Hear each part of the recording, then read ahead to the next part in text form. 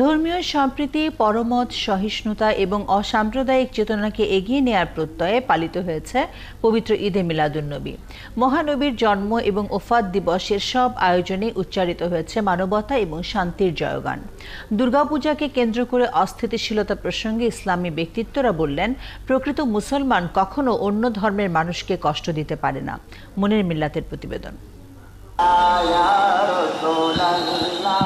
মানবতার মুক্তিদূত বিশ্বনবী হযরত মুহাম্মদ সাল্লাল্লাহু আলাইহি ওয়াসাল্লামের জন্ম ও ওফাত দিবস পবিত্র ঈদে মিলাদুন্নবী।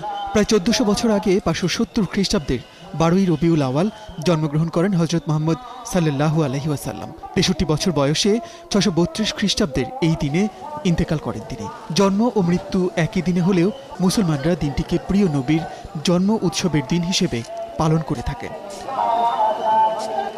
প্রতিবারের মতো এবারও ঈদে মিলাদুন্নবী উপলক্ষে রাজধানীর রাজারবাগ, গুলিস্তান, শাহজাহানপুর সহ বিভিন্ন স্থান থেকে বের হয় জশ্নে জুলুস বা আনন্দ শোভাযাত্রা।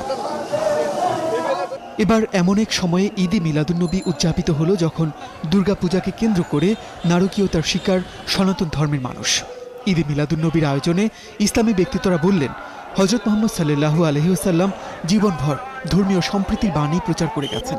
তা যারা মানুষে মানুষে সম্প্রীতি নষ্ট করছেন তারা কখনোই প্রকৃত ইসলামের অনুসারী নয়। যারা ধর্মের নামে সাম্প্রদায়িক দাঙ্গা হাঙ্গামা, ফ্যাসাদ, অন্য ধর্মের উপাসনালয়ে যারা হামলা করে তারা কখনো মুসলমান হওয়ার দাবি করতে পারে না।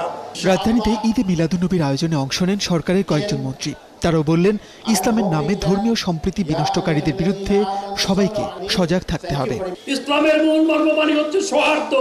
আমরা সেই মূল মর্মবাণী ধারণ করে যারা এই হানাহানি সৃষ্টি করতে চায়, যারা ফিতনা সৃষ্টি করতে চায়, তাদের বিরুদ্ধে আমাদেরকে রুখে দাঁড়াতে হবে। আমাদের পবিত্র ধর্মের নাম নিয়ে কেউ যেন সমাজে কোনো রকম বিশৃঙ্খলা বা উশৃঙ্খলা বা এমন কোনো অবস্থা সৃষ্টি করতে না পারে যাতে আমাদের ধর্মের অনুসারীরা আমরা লজ্জিত হই।